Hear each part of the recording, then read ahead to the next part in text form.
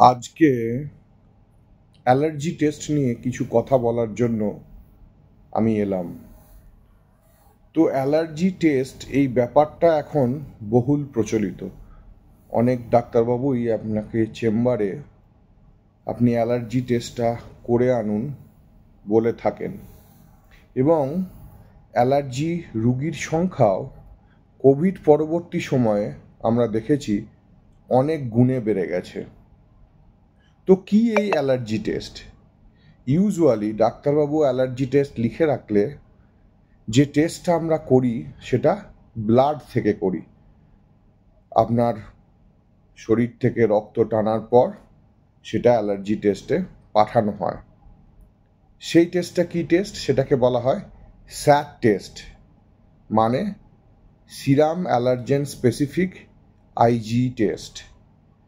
কিন্তু এখন প্রশ্ন হচ্ছে যে এই টেস্টটি কতটা স্পেসিফিক। অ্যালার্জি টেস্ট ইউজুয়ালি অনেক রকমের হয়, তার মধ্যে দুটো টেস্ট হচ্ছে ইম্পর্ট্যান্ট। একটা হচ্ছে এসপিটি, মানে স্কিন প্রিক টেস্ট, যেটা আপনার স্কিনের উপর ফুটিয়ে ফুটিয়ে নিডল দিয়ে অ্যালার্জেন দিয়ে দেখা হয়। আর একটা হচ্ছে যেটা আপনারা করেন ব্লাড থেকে, স্যাট টেস্ট, মানে স্পেসিফিক আইজি টেস্ট। মনে রাখবেন সবসময় স্কিন প্রিক টেস্ট হচ্ছে ideal test. Skin prick test মানে এসপিটির স্পেসিফিসিটি এবং সেন্সিটিভিটি আপনারা যে টেস্টটা করেন ব্লাড থেকে, মানে স্যাট টেস্টের থেকে অনেক গুণে বেশি। এবং এই টেস্টটি করতে আপনাদের মনে হতে পারে যে স্কিন প্রিক করে করে করা হবে, সেটা ভয়ঙ্কর পেনফুল। ব্যাপারটা আদৌ তা নয়, পেন অলমোস্ট হয়ই না, এবং রেজাল্ট যেটা আমরা পাই সেটা অনেক স্পেসিফিক। সুতরাং আপনারা সবসময় স্কিন প্রিক টেস্টেই যাবেন।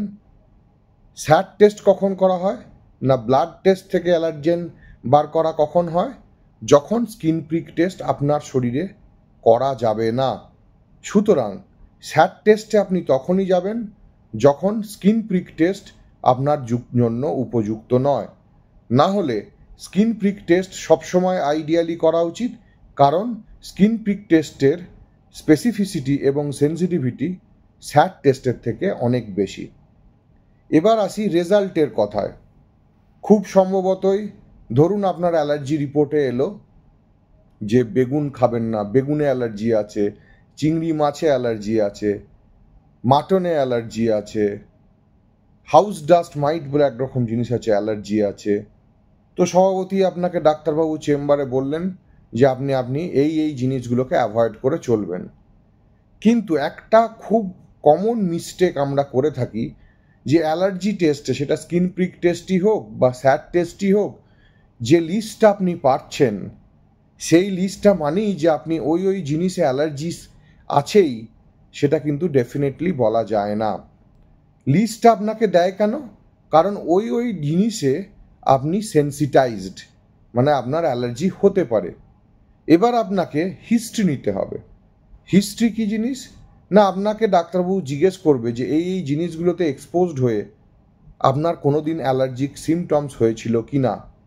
যদি দেখা যায় যে লিস্টটা আপনাকে দেওয়া হয়েছে তার সাথে হিস্ট্রি নিয়ে, ডিটেলসে হিস্ট্রি নিয়ে আপনার ওই জিনিসগুলোর মধ্যে কিছু কিছু জিনিসে সিমটম এসেছিল পূর্বে, তাহলে ওইগুলোই আপনার অ্যালার্জেন।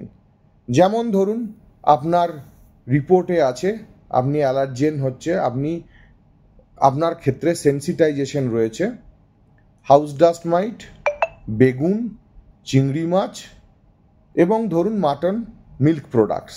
দেখা গেল শুধু বেগুনটা খেলেই আপনার সমস্যা হচ্ছে, বা শুধু চিংড়ি মাছটা খেলেই আপনার সমস্যা হয়, আর হাউস ডাস্ট মাইটের একটা স্পেসিফিক হিস্ট্রি নিতে হয়, সেটা আমরা পরে ব্যাখ্যা করব। তাহলে বুঝতে হবে যে ওই বেগুন এবং চিংড়ি মাছটাই আপনার জন্য অ্যালার্জেন। সেক্ষেত্রে মিল্ক প্রোডাক্টস বা মাটন আপনার জন্য অ্যালার্জেন নয়। তার মানে আপনি যে সবগুলোই অ্যাভয়েড করবেন তা নয়। সুতরাং যে সমস্ত জিনিসে আপনার একটা প্রবল হিস্ট্রি আছে, সিগনিফিক্যান্ট হিস্ট্রি আছে, বা ভবিষ্যতে সিগনিফিক্যান্ট হিস্ট্রি ডেভেলপ করছে, আপনার জন্য সেই দুটো তিনটে জিনিসই অ্যালার্জেন, পুরো চার্টটা অ্যালার্জেন নয়।